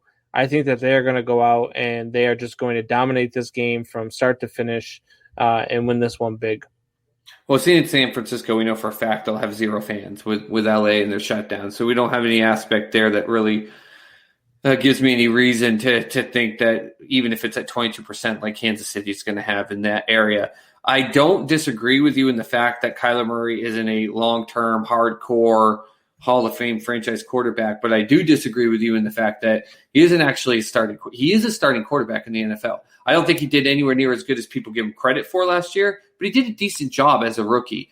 People putting him in their top 10 quarterbacks this year, give me a break. Don't be stupid. But I think this is going to be an exciting game. I think that the Cardinals defense is fantastic. You've got Chandler Jones, who I obviously get a piece of my heart for, drafted by the Patriots, and they traded him off over there, but finally getting his just due noticing by the other NFL players. Great defense. You get DeAndre Hopkins. Kyler Murray can now go – they can let Fitzgerald run down low patterns instead of deep ones. I'm not big on Kenyon Drake being that big-time running back out there. I don't get it. He's had this opportunity before, and it's not like he took advantage of it. I do agree with you, though, that the Niners are going to come out with something to prove. They're going to try to prove that wasn't a fluke. All the talk about Jimmy being handoff Jimmy, everything like that. Kittle is a hell of a tight end. And that defense is just stellar, and it's got 2 of the best ends in the game. So, give me the Niners, but I think it's going to be a good game. I think it's going to be closer than you think. All right. Now, let's get into the game that I thought should have been the Sunday night game of the week, but it wasn't, and another scheduling decision that I just don't understand by the NFL. But we have Saints and Buccaneers, the last of the 4 o'clock games. 3 o'clock here Central Time, but last of the later games, Saints and Bucks, I think is going to be the game of the weekend, and going to be the game of probably this game is going to come out. It's going to be fire. Like, I can't wait. As a Bears fan, I still can't wait to watch this. This is the game that I'm looking forward to most to watch this weekend is Saints and Buccaneers. I have the Saints winning this one in a tight one. I have it's in New Orleans. You're in the Dome. They're really hard to beat at home. And Drew Brees and the boys find a way to get it done late. It's going to be one of those, 3-point whatever games. It's going to come down to it. And I said it earlier, it may come down to a Tom Brady drive. So I have the Saints over the Bucks. Yeah, and we already talked about this earlier, but I've got Tampa Bay beating the Saints in a close one. But I think that first week stuff with Kamara, stuff with Drew Brees and his offseason stuff with the flag, things with Michael Thompson stuff, I think it's going to cause just enough of distraction to be a pain in the butt. I will take your comment about the game of the year. I think their second time they play each other, because later in the season and how that season's going to be going and how close I think those two teams are still going to be at the top of the NFC South. I think that will end up actually being the game of the year and that one. But I've got Tampa Bay winning a close one, but I got them with the upset there. So then we get to the Sunday night game, which I can completely explain to you why. And just so you know, company that I work for is an architectural and engineering design firm. I work with a lot of the people within the industry. And the reason why they did this, and I'm kidding you not, because I know people that work for Jerry and the team down there. SoFi Stadium was supposed to open up, be that whole brand new stadium out in LA. Do you know who funded and is behind a lot of the finances for that stadium in a business aspect? That's Jerry Jones and his side business things. He actually was behind a lot of the funding. His investment teams did a lot of the stuff to help get that stadium built out in LA. So this is like his second baby. out there, and because it's the unraveling of what was supposed to be the futuristic football stadium for the NFL, that's the only reason that this got it over Tom Brady and Drew Brees and what you said potentially is the game of the year. Come on, Tom Brady versus Drew Brees are the unraveling of a Rams stadium in a stadium that they aren't even going to win a division in and not even be in the playoffs in, and nobody is going to care after week one about it. And there's going to be no fans. It's going to be huge. It's going that stadium is huge. It's gorgeous, but you need fans in it to make it actually feel any good. It's going to be terrible. And who do you think wins the game? The Dallas Cowboys are going to win the game.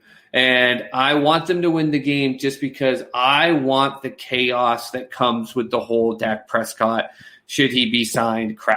I think you're going to see CeeDee Lamb come out to try to put his stamp on why he feels he's the best rookie receiver in the NFL when you've got Gallup and Cooper over there, Ezekiel Elliott, who we have both said is the number one running back. And I think they're going to do great. I think they're going to, even though the Rams defense is decent, they're going to beat up on them. And Dak Prescott's going to look a lot better than he actually is because of all those weapons. And we're already going to get to start the talk of why the Cowboys franchise tag him? Why did they give him the 10-year contract? Come on, I just want chaos. Yeah, I don't. Around Jerry Jones, I want it. So they're going to win big and let the chaos begin. I have the Cowboys at 9-7 this year. This is not one of their 7 losses. I have the Cowboys winning this one as well. And I don't know whether or not it'll be a tight or a blowout game. This is one of those ones that I don't even know if I'll watch. If there's a good Sunday night baseball game on, I may watch that instead. This game does not interest me at all. But, yeah, I have the Cowboys winning it. Then we get into the Monday night doubleheader. Every year, week 1, Monday night football is a doubleheader. I think they should do it every Monday night, but that's just me.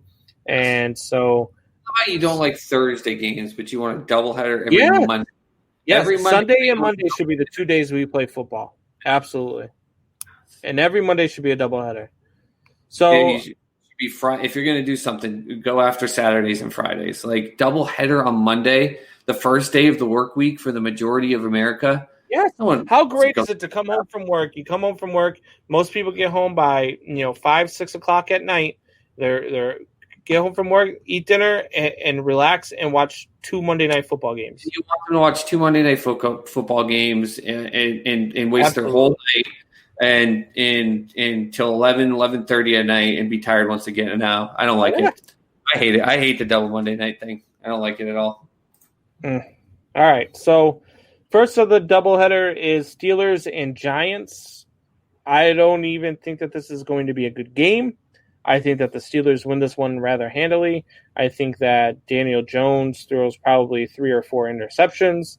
And I think that Ben Roethlisberger and Juju Smith-Schuster link up for at least 3 touchdowns. And they win this one rather handily, probably a 3 or 4 touchdown game.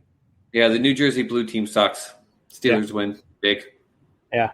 All right, so then the latter of the doubleheader is Titans and Broncos. I do think that this is going to be a good game, however.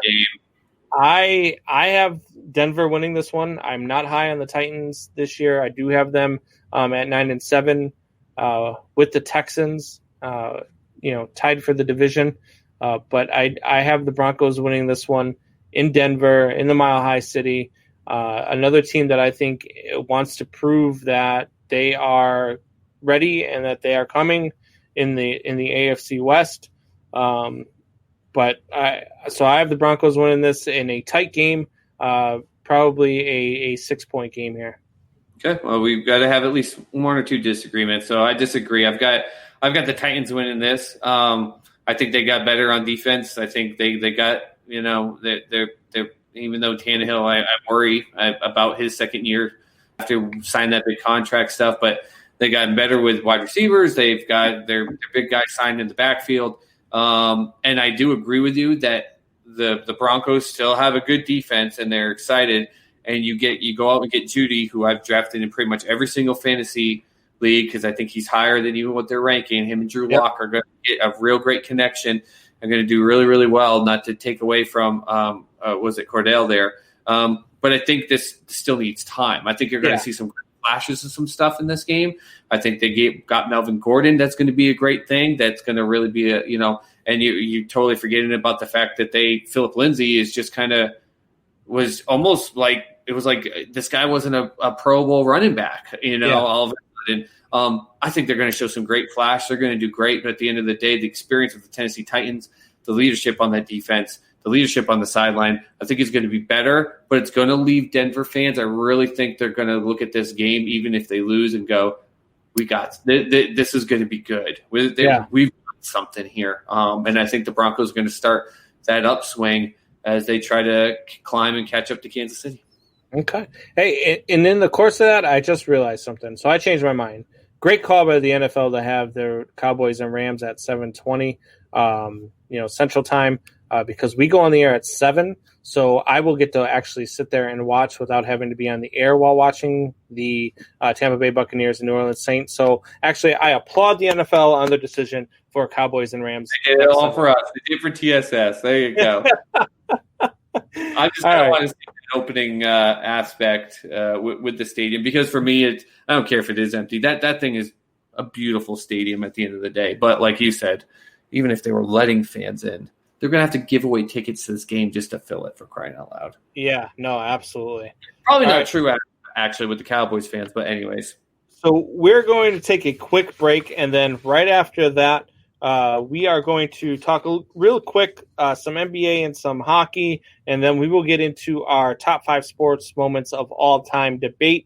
So stay tuned for that. You guys definitely will not want to miss that. We'll be back here in 30 seconds. Stay with us. Keep with us, guys.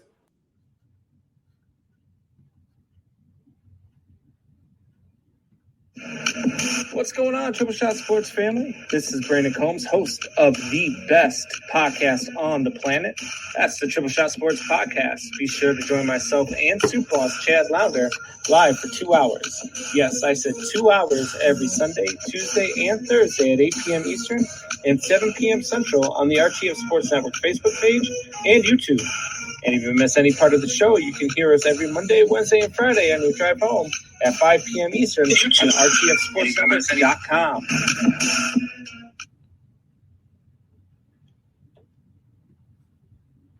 All right, guys. So we are back. So real quick, before we get into our top 5 debate, we do have some NBA and NHL playoff action going on.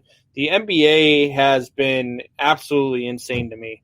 I have no clue what's going on with Milwaukee. The Miami Heat are just running roughshod all over the Milwaukee Bucks. They are up 3-0. I did not see this coming, not at all. To your credit, Soup Boss, you did say that the Miami Heat, were going to give Milwaukee trouble. You did say that they are probably going to give the Boston Celtics trouble, who also now look like they need to regroup after losing 2 straight to Toronto. Game 4 was horrible.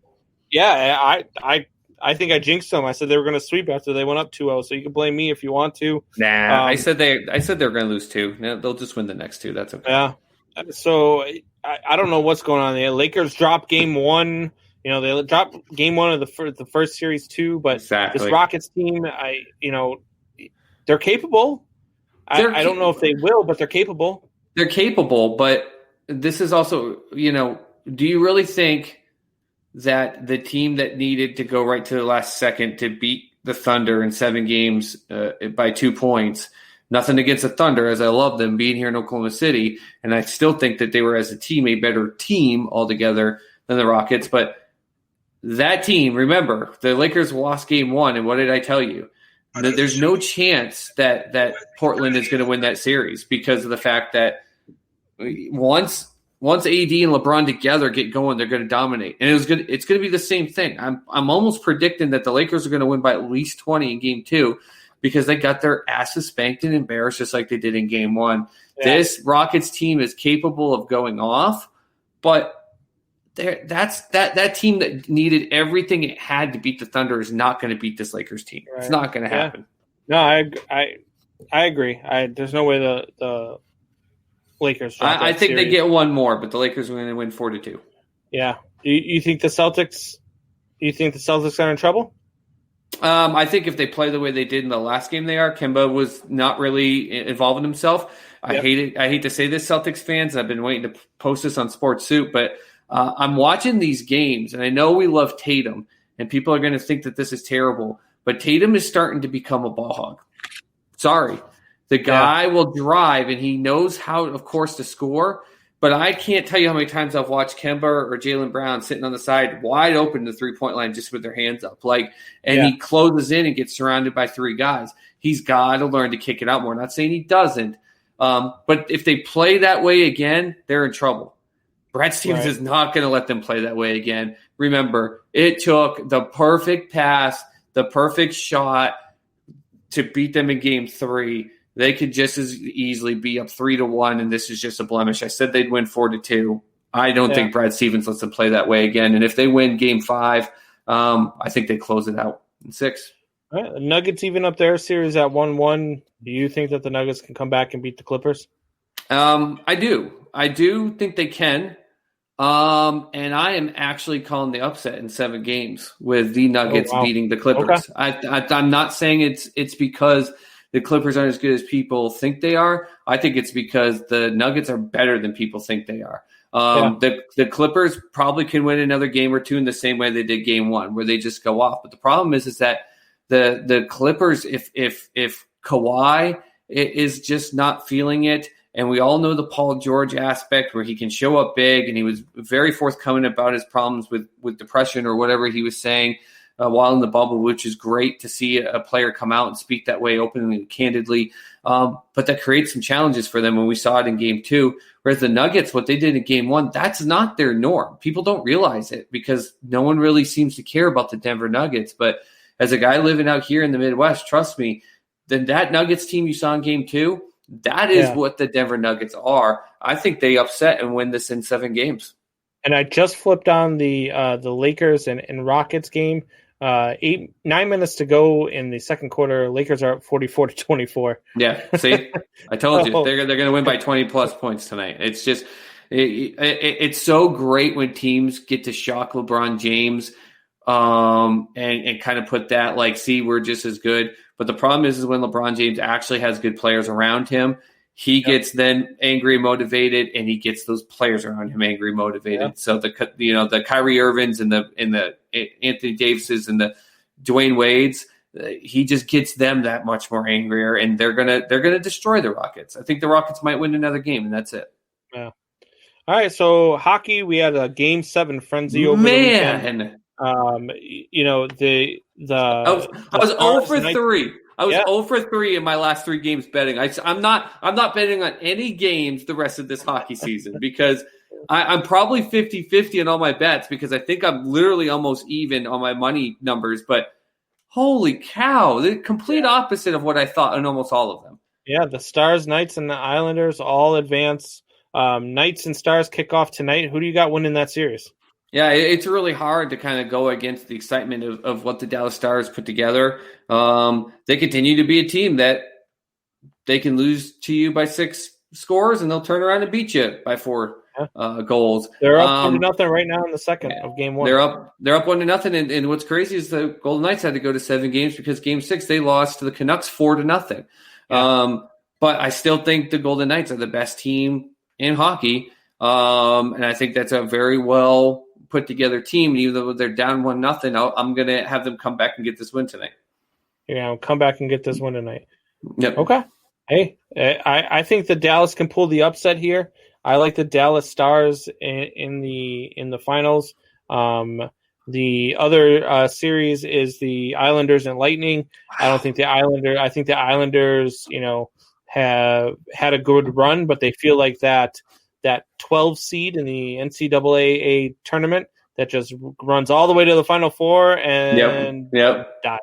Because that's the Tampa Bay Lightning, I think right now are the best team in hockey. I don't see anybody beating Tampa Bay. I don't see the winner of this series between Vegas and Dallas beating Tampa Bay. I think Tampa Bay right now is the best team in hockey. I think it's so funny. Both SportsCenter and it wasn't the NHL, but some like subsidiary of NHL. Both put out tweets. Did you see that where it said the New York Islanders, but they put the logo of the Philadelphia Flyers because everyone was just expecting, like me, if the Flyers make it to 7 games, they're gonna take this thing away, and the Islanders are just shocking the world. But your analogy was perfect. This is the 12th seed in the NCAA that just does so well and rides it far. But the Lightning, even with the extended time they had off, they're just too good of a team. The Bruins outshot them by more than 20 goals in that last game. They had over 50 shots on them, and they couldn't win that layoff, game. The Islanders might sneak game 1, but I don't see them they're already moving. They're loose. They're energized. I don't see them getting more than that one game. I've got the Lightning winning 4-2. The Bruins beat them up in game 1, and then the Bruins should have had game 2. I know the Islanders and the Bruins aren't the two same teams, but the Islanders are the team that have gone on further and have beaten the Flyers and other teams. I disagree with you, though, that if the Lightning win, that the other two teams can't beat them because the Stars have proven that once they get 1 or 2 goals on you, they're going to go nuts. And the Knights, to me, are the best altogether put-around team. Are just so fast-paced, man. They're so fast-paced. I disagree with you. Watching them in the Bruins game, they're not fast-paced. They're just smart. They know when to pick their spots. But, I mean, the only time people were getting past the Bruins defensemen on their team is when they went off the wall against Chara because he's getting so old.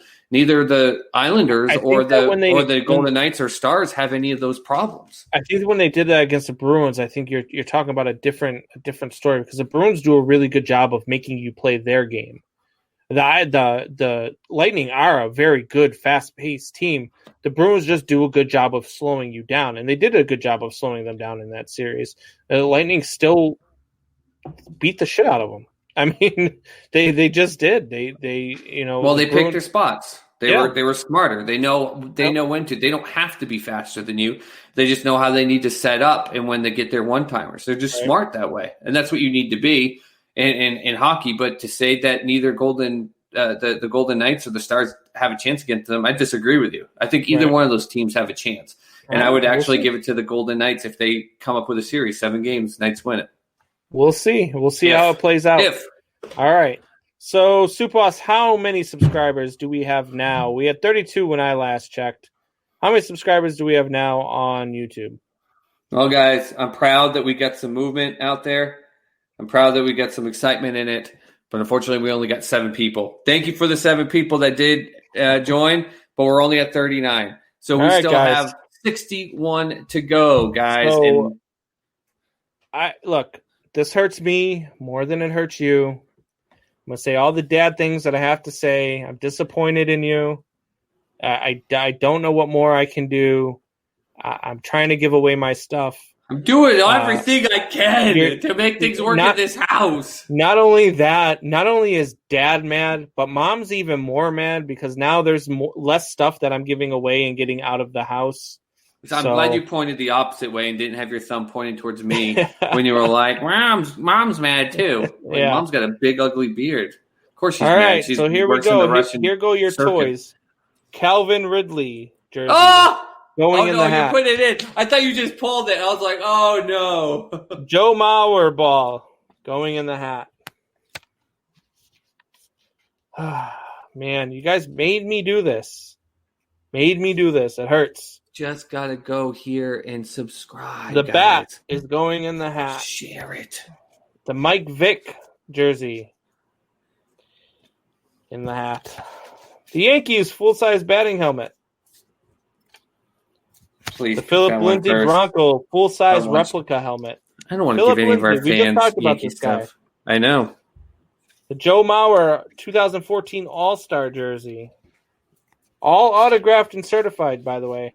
The Fernando Tatis certified rookie jersey. Don't fold that in a certain way so you know, like you pull it out. No. The Saquon Barkley also certified rookie jersey. Going in the hat. Man, I want that one. The Lou Brock. I almost want to, in his memory, just say you put that one to the side and not have it be, but hey. blind pick, man. didn't want to take turn your head away. I didn't want to take any of this. You guys made us do it. All right, here we go. You guys ready? They're excited to see this. Yeah, we want to know. We want to see which one goes away. Can't see. What does it say? Saquon Barkley is off. That's a big one. Saquon Barkley jersey is off. Man, look. That jersey just sold on eBay. Same exact one that I have just sold on eBay for $700. I was gonna say, yeah, $700 down the drain, guys. Look, it's very simple. Go to YouTube, Triple Shot Sports Podcast. All you have to do is subscribe. We get to 100 subscribers, we give away prizes. But if we get to next Sunday, we're pulling another prize off the table. Guys, let me give my stuff away to you. Please. Let me give myself away. This isn't over garbage. 1,600 views of our show on Tuesday. And all we're asking is 100 of those 1,600 people to go to YouTube, Triple Shot Sports Podcast, and click subscribe. You don't even have to watch it on YouTube. Just click subscribe. That's and it. You can have free stuff coming your way. That's it. I'm just trying to give my stuff away, guys. I've even made it where all you've got to do, instead of me putting the full feed on there, I've just put YouTube and then spelled it out. So you can literally just copy the words and go to YouTube and just strike up here. What? You guys are live? They say we go live a lot. 3 times a week. We're live. Yeah, I put it on all the social media. We are live. That's how we go. That's how we go, live. Boys. Look, I am a half bottle deep now of my margarita that was full when I started the show. So that looks like piss in a bottle, buddy. Hey, look, what you're drinking is piss in a bottle. What I'm drinking is actually You don't flavored. even know what I'm drinking. Look, yours is piss in a can. Boulevard Brewing Company is a damn good drink. Does it have tequila in it? No, it's okay, beer. Then. So tequila is disgusting. Yeah. Anyways. Rapid Dave Streams, what's going on, buddy? What's up? Let's see here. Calvin Ridley, but Riley is your boy. Look, I hope Riley does great things here in Chicago. But Calvin Ridley is the jersey that I have. Sitting behind me here, as you guys can see, I have the Calvin Ridley autographed Alabama jersey. Which is still in the hat. And I have the Mike Vick Atlanta Falcons jersey, also still in the hat. Longer in the hat is the Saquon Barkley certified rookie jersey. Tough pull, guys. Tough pull, but you made me do it. Buy me a Harrison Smith jersey, and I'll make 100 fake YouTube accounts. That doesn't count, Joshua CV. It would even be worse because then it's just like, we're going to pull one of these names. Yeah. Joshua Seavey's the only one. Like, I wonder who it's going to be. And then I'll put the 100 names, and Joshua Seavey will still lose somehow. Someone in the first, all of the 39 names that are up there first are going to win. Joshua Seavey will still lose. All right, so we talked about this earlier, and I thought of the idea earlier when I started thinking of top sports moments. I was actually at Sports Clips getting, my haircut, and they had on. What's that like, by the way? The greatest Stanley Cup victories of all time on. I was like, huh. And then some of them I was watching. I was like, man, that was a really cool moment. That one too. I was like, all right, let's do top sports moments of all time. And I started thinking about all of them, and then I just incorporated it into the show because that's how we do it. So Soup Boss, what is your number 5 sports moment of all time? Okay, before I give this, because it was insane coming up with 5, I want to give 5 quick honorable mentions. Derek Redmond, 400 meters, 1992, snaps his hamstring. His dad comes out of the crowd and helps him finish the race, and just one of that, and then gets a standing ovation. One of the most amazing moments in Olympic history. The Miracle on Ice, 1980, America versus USSR, which a lot of people don't realize wasn't even to win the actual goal. They still had to play one more game, but that was huge. Kirk Gibson, pinch hit, walk-off home run for the Dodgers, 1988 World Series, absolutely iconic with the fist pump. Billie Jean King beating Bobby Riggs in 1973. You talk about women's movements in sports and a guy going out and just saying he'd beat any woman, and she just mops the floor with the guy. And then Michael Phelps winning all 8 Olympic gold medals in 2004, just dominating it. Those are the 5 honorable mentions for me. Mike Reeves, what's up, Reeves? Is in the house. Reeves, what's going on, buddy? Thanks for joining us. We are about to go over our top 5 sports moments of all time. Soup Boss just gave honorable mention to one of my top 5. Okay. So here we go. At number 5, Soup Boss, who do you got? All right, so number 5, near and dear in my heart to me, and just one of the most iconic moments in Boston sports history. And yes, I understand me being a big Boston fan, obviously, but to me, I think there's a lot of people that still remember this because a lot of people tell me they remember watching this. They say they hate the Red Sox.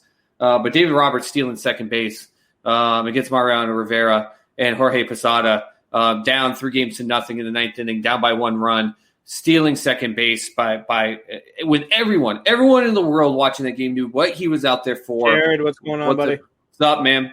But Dave Roberts stealing that base, which ended up becoming the beginning of the greatest comeback in sports history. And everybody knew he was going to steal the base, and he still stole the base. I don't understand from a Yankees perspective how you allowed that to happen. Well, there's a difference when he threw it and Posada when Rivera threw it and Posada threw to throw him out. They still did it with speed. That's just how fast Dave Roberts was.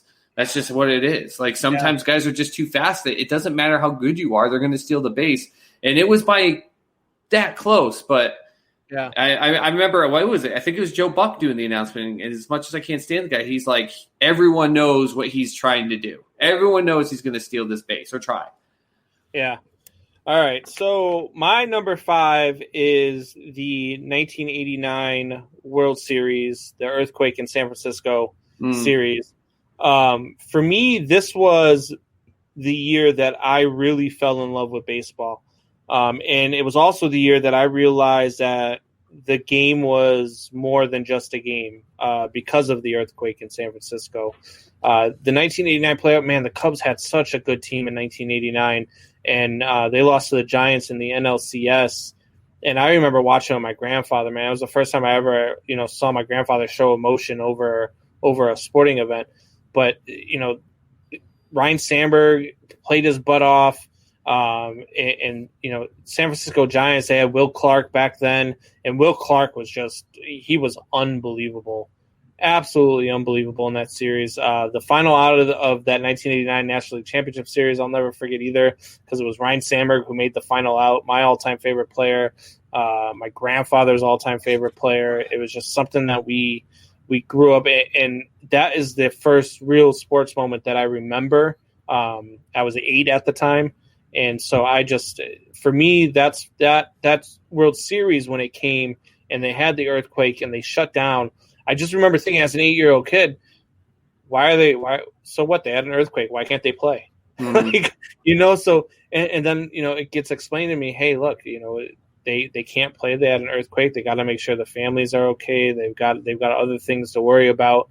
Do you remember how many made for TV movies or about that event and all the things that I just remember for like a year after that, how many like on ABC and NBC all just made for TV movies about the event for that. Right. So that's my number 5. My number 4, I go to the one that you mentioned and gave honorable mention to, is the Miracle on Ice. Look, the Miracle on Ice, man, was just Russia was the team. There was no beating Russia. There was no USSR, sir. Well, USSR, whatever.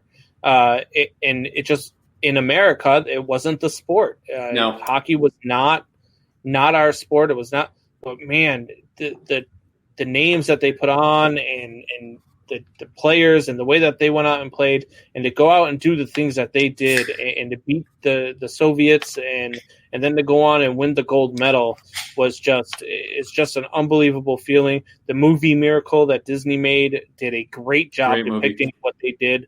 Not only in the tournament itself, but getting ready for the tournament, all of the all of the stuff going on with, are they going to boycott the Olympics and all of this other stuff, all of the things that the U.S. could have had to deter them from winning. And ultimately, they get the Miracle on Ice, and it was great. It was one of my favorite things to see. I love the call. Do you believe in miracles call was just unbelievable from a broadcasting standpoint. So I have the Miracle on Ice as my number 4 of all time. Subas, what about you? Yeah, number 4 for me is not a Boston moment, but it's a big moment for me as a Longhorn fan. But it is considered by many to be potentially the greatest college football game ever played, even though I think Boise State versus OU in that amazing game with Hail Mary. I mean, not the Hail Mary, the Statue of Liberty play at the end was probably the greatest college football game ever played. But with that said, you said greatest moment. So for me, in the Orange Bowl back in 2006, Vince Young, 4th down, with the world absolutely watching him, and just one of the best. Even though technically it wasn't the championship game, everyone in the world knew that was USC Texas playing for the championship. It was the height of ratings for college football for quite a while. You just had 2 powerhouses just going after each other. And 4th down with ice in his veins, Vince Young went out there and made himself a legend. To this day, that I hear people talk about it, that go, man, too bad that guy couldn't do anything with his NFL career, because I hear so many people even though I don't like Texas, or, even though I was rooting for USC, you just couldn't not root for the guy, and you couldn't get goosebumps when he made that run. So that 4th down run, the moment itself to secure the championship, and one of the best games ever played in 2006. So number 4 for me. Okay. All right. Well, you got 3. Number 3 is once again another local moment, and I feel like I'm not purposely trying to do that, and hopefully with my top 2 people will see that that's the case, but to me, I think you think big events, you think the Super Bowl, and I know a lot of people put the catch as a number 1 play. I know that a lot of people, even in the playoffs, put the Immaculate Reception, which I think is actually better than the catch, just because of the craziness of it.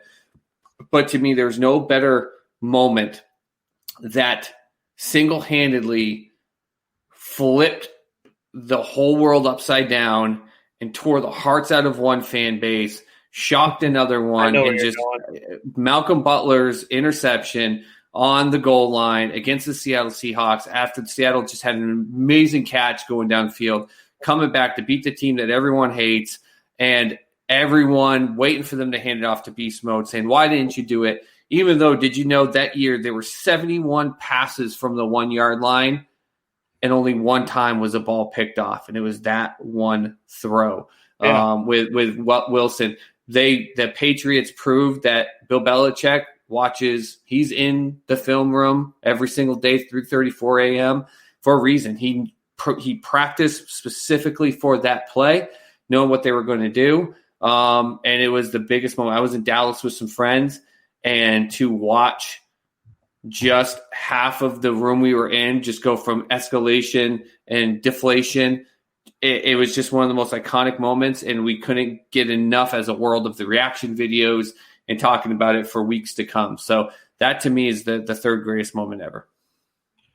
All right. My 3rd greatest moment ever is actually, it's a sports moment, but it's also could be considered not a sports moment, because my big thing, I love sports speeches, and some of them, are better than others. Some of them motivate you. Some of them make you think. Some of them are heartfelt. Some of them will make you shed tears. For me, number 3 is a tie between 3 guys. For me, it's the Lou Gehrig speech, the Jimmy Valbano speech. There it is, Jimmy V. And the Stuart Scott speech. Those 3 speeches to me really, every time I hear them, man, goosebumps. I tear up, especially Stuart Scott. Stuart Scott is one of my idols in this business. I absolutely love watching that guy on SportsCenter and knowing all of the things that he dealt with cancer. And his speech, And the Jimmy V speech, the don't give up, don't ever give up. I literally have a "Don't give up, don't ever give up" poster in my boys' room. Like, absolutely amazing speech. And then Stuart Scott, telling people, absolutely, it's okay to be tired. Let somebody else fight for you. When you're too tired, and talking about his daughters and having his like it was just so. I love why I watch it every year when the SBs come on, and they do the thing with him and Jimmy V, and then Luke Gehrig. Luke Gehrig getting sick and retiring, and today I consider myself the luckiest man on the face of the earth. It's one of those. That's the one like on-field sports speech that I'll never forget, because out of everything that this man's going through, being there on the field with the fans, he considers himself the luckiest man on the face of the earth. And I loved everything about it. I love the game of baseball specifically. So for me, that's what I have at number 3 is those 3 speeches. Jimmy V's speech is one of my all-time favorite moments in the history of the world, but I didn't put them in there because I consider those to be people who are obviously attached to sports, but I didn't find them to be sports moments. I think they're just life moments. Yeah. Well, I put them in there because they happen at they happen at the ESPYs, which is a sports award show. And then, Gehrig's happened on his last day with the Yankees and all that other stuff. But at number 2, here's one that a lot of people will find surprising. But I was 14 when it was going on. The girls in it were the same age as me. They were, Carrie Strug, Dominique Dawes, Dominique Mosiano. Oh my God, Dominique Mosiano was my first time that I was like, oh wow, girls, because watching her in that Olympics, I was like, oh my God. She was just tiny. Calm down, buddy. And she was good, and she was so. Put the ice on your crotch. This is a sports moment. It's not a puberty moment. Come on, man. But yeah, no. And then Carrie Strug, with the ankle injury and everything, and going out and still sticking the landing to win gold. For me, that was the one that I was like, wow, there's more sports other than baseball. I didn't care about any other sports. I watched football, obviously, and I was getting into hockey at the time. But it was always baseball. And then this came around, and I was like, for a part of the summer, I didn't even really watch baseball because I was too into the story of the women's gymnastics team at the '96 Olympics in Atlanta. So that's my number 2. Women's gymnastics, big thing out here. I live in Shannon Miller's hometown, so a big thing with her out here. So, for me, my number 2 is quite simple. In an event that is a sports history event, but almost in a way like your speeches is just more of an aspect of what the event was with someone tied to the sport, because there's no mention of his statistics that anyone cares. But in April of 1947, Jackie Robinson breaking the color barrier in baseball and playing for the Dodgers come up for the first time. Listen, you got to remember that even with the issues that are going on today in the world, and even though slavery was no longer a thing and all these other aspects, it still didn't matter. The majority of our nation still looked at black people like they weren't human beings. Yep. And here's a guy that went out there and was going to say, I'm going to do this because I love this and I am no different than you. And a team that took a chance on it. Now there's controversy over the aspect that MLB saw that the Negro League might have been a better baseball league with a better product altogether. And they want to be able to, in a way, take some of that power away. I don't care what the fact of the matter is. Major League Baseball is the professional sports, and black people should have been in that league, from day one. And it was the shame that it took as long as it did. But there's a reason Jackie Robinson has his own day. There's a reason that Jackie Robinson, it was, depicted in multiple great movies because he was a good player and he was a good person, and he made people around him better. But he did something that shook the sports world and really showed the color, unfortunately, of the backbone of some people in America, but also showed the good in some people in America who said, okay, thank God, I've always felt this was stupid and it was dumb. Right. And felt more confident in being able to help on the civil rights movement. So to me, that was just an iconic moment in just all of sports for that aspect. Yeah, no, absolutely. That's a great moment for sure. So now we get into our number ones. So Supos, let me give you a drum roll. What's your number one? So my number one is not the overall that most people put it as, but a very specific moment in that to give you a little front end of it. But Jesse Owens in the Olympics in 1936. So you're thinking even before Jackie Robinson was in the Olympics for America in a time where it still, again, was an issue with Black people being athletic. But you had an aspect of Adolf Hitler overseeing his country and setting it up for the Germans to be overly successful. And this isn't an America versus German thing at all. What it was instead was a guy who couldn't even, if you go back and look at the stories, had one of his shoes stolen and had to patch together a shoe that didn't even fit him correctly and wasn't the same brand or anything, and pretty much taped it on in order to go out there and compete. He not only wins, but he wins 4 Olympic golds. But that's not even as amazing as that was, and doing it in front of Adolf Hitler was amazing. But the crazy thing is that a lot of people forget is Luz Long, who was toted and built to be the person to dominate for the German team, stood on a podium with Jesse Owens for the German team with Adolf Hitler overseeing.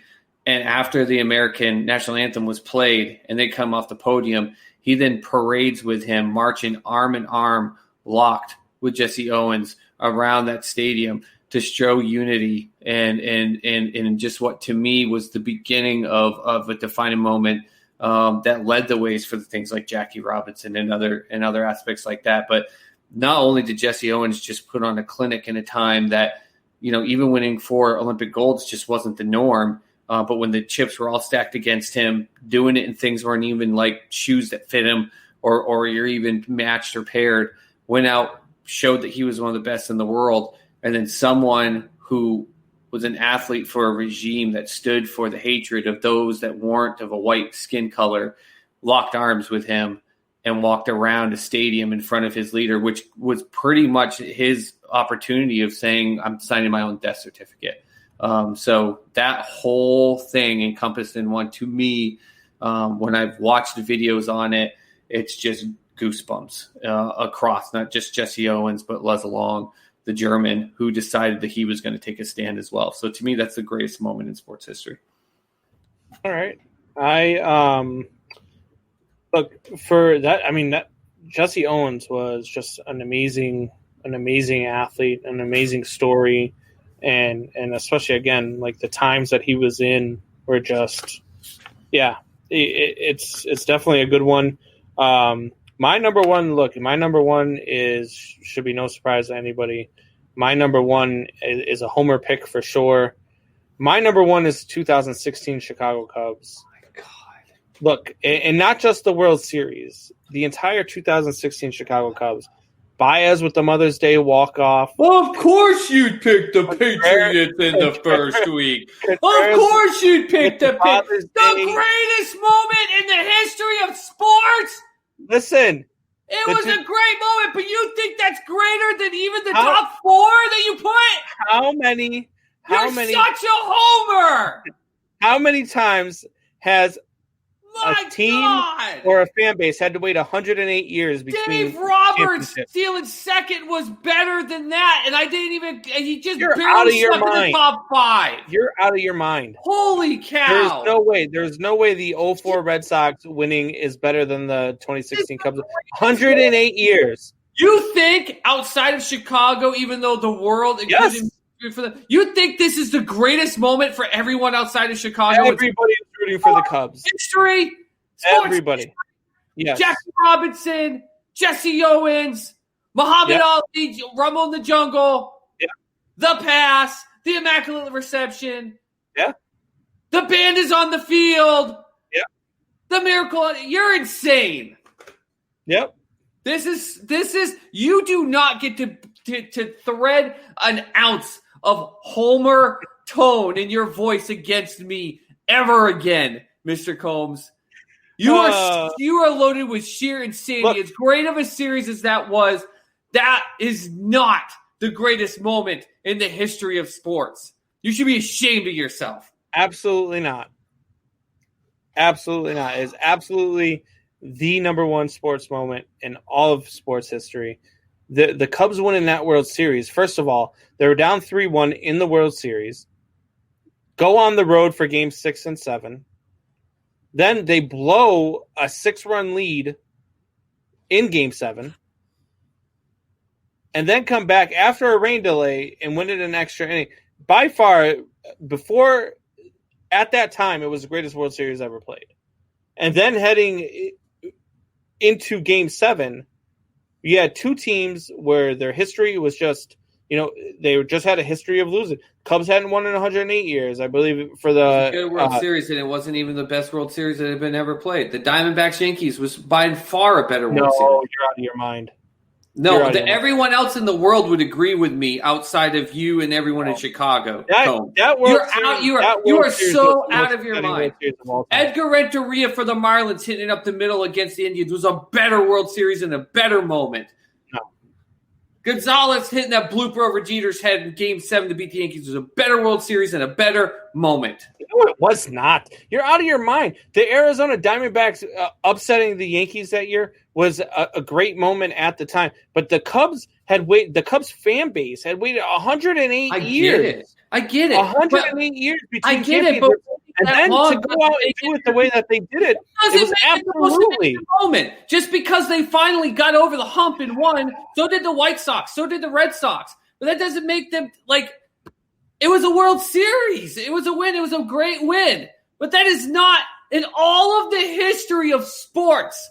I dropped Jesse Owens and Luz Long, who's a white German, locking arms in arms with a black man in front of Adolf Hitler, and you're going to tell me that's better?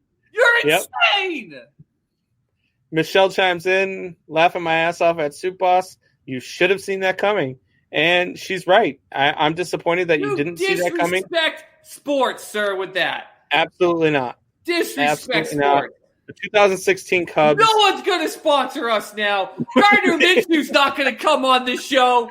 He won't give a crap if you shave a Fu Manchu in your butt hair. He ain't going to come on here.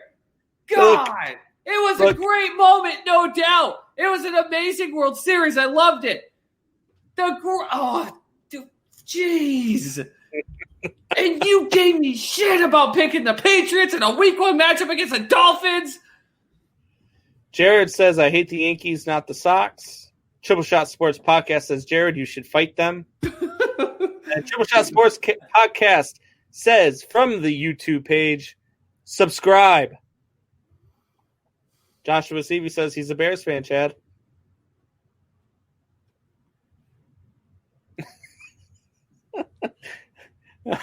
Hey, Soup Boss, why don't you tell these guys where they can find us? Not that anyone wants to freaking find us now if they listen to that crap. Guys, if you want to find us, if you happen to just be interested now at this point, at 3 Shot Sports on Instagram or Twitter, but I'm just going to put a poll up tonight. Is Mr. Combs out of his goddamn ass? And on YouTube, Triple Shot Sports. Please, for the love of God, just get us to 100 subscribers so this man has his shit taken away. Please. He doesn't deserve to have signed memorabilia anymore. I felt bad that he was the one giving over his crap. Now get us to 100 subscriptions before Sunday so we can give it all away. For the love of God. YouTube, Triple Shot Sports Podcast. Subscribe. Take the stuff away from him. He doesn't deserve it.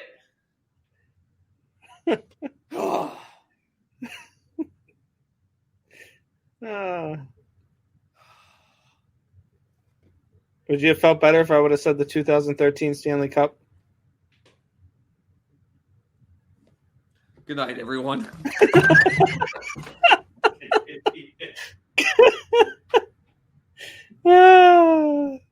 Joshua Seavey, those Chicago people tend to be a little delusional. look, I don't care what you guys say. That 2016 Cubs team was the Baez Mother's Day home run, the walk-off, the Contreras Father's Day with his first at-bat, hitting a home run. They dispatched the Giants in 4. Jesus is going to come on and tell you need Jesus. That's what he's going to come on and tell you. Joshua CV says subscribe. That is all the time we have for now. Have a great night, everybody. For the love of God, go Cardinals!